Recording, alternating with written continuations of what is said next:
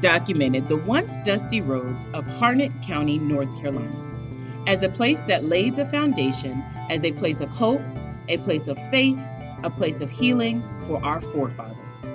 The original residents have cultivated the land, built their homes, raised their families, and served as a catalyst in defining the culture and geographical placement of Harnett County, North Carolina.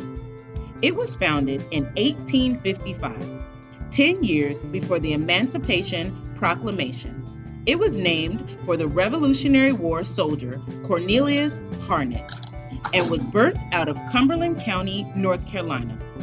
Many African Americans resided as a result of the slave trade on either large plantations or small farms. It is believed that the slaves in this geographical area were not treated as other slaves from other areas. In fact, many slave owners allowed them to continue to live on their property and or gave them land to farm and raise their families after the war. Most of the large plantations were in the Linden and Averysboro area.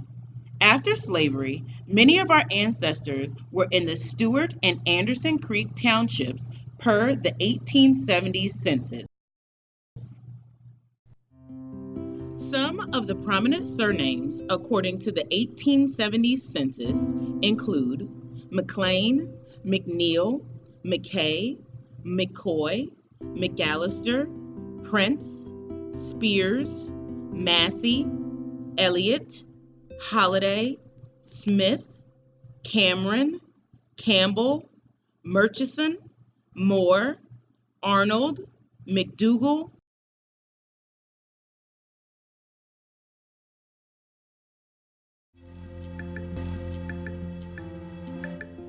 And so it came to pass.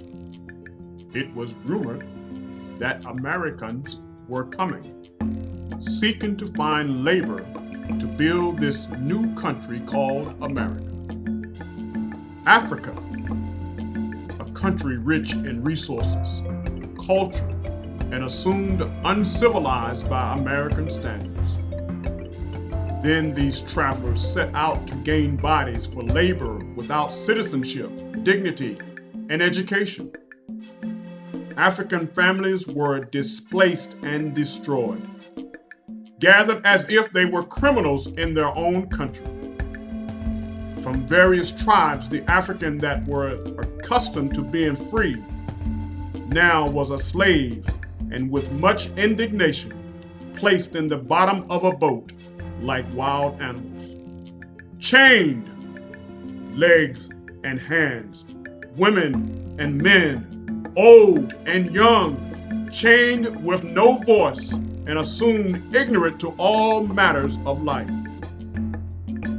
Finally, arriving on the shores of the port cities within these United States and realizing that there was a unique problem that were facing other than suddenly being placed in bondage. Communication became the main issue to overcome. As a result of the demand for hard labor, communication was primo to overcome to make work less physically challenging on the physical bodies. North Carolina was known for the longleaf pine. It is believed that no other place in the world existed with such magnificent forests with 300 miles long and 100 miles wide. North Carolina became the leading turpentine production territory in the world. The tar and the turpentine went all over the world to help patch ships from various ports. Only North Carolina could produce the grade of tar that found such favor throughout the world. The trees that were south of the Cape Fear River were considered top of the line, and to the rest of the state. North Carolina became very prosperously famous throughout the world for its turpentine products. Naval stores, they were called because they were used for mostly caulking ships and tarring ropes. Around 1835, they learned use of the copper steel in the distillation in crude tar and rendering of pure turpentine. This process was simple. All that was needed was a tree, an axe, a bucket, and a crude dipping paddle, and a workman with a strong back. With an axe, the woodsman chipped a box in the trunk of the tree about a foot off the ground. Chips were removed above the box to induce the flow of resin from the vines of the tree. As the substance flowed out, some of it tended to harden on the chips placed, stopping the flow. The tree was merely healing its own wounds in the way that blood will clot about a wound stopping the flow. Periodically, it was necessary to reopen the wound by a new chipping. Tools were developed for this purpose.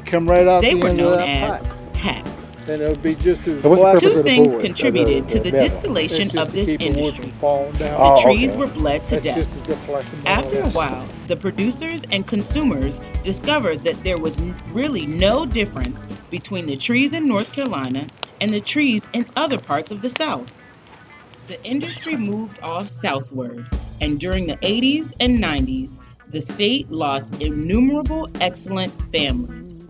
They moved to Georgia and Alabama and Florida and other southern states whose trees had not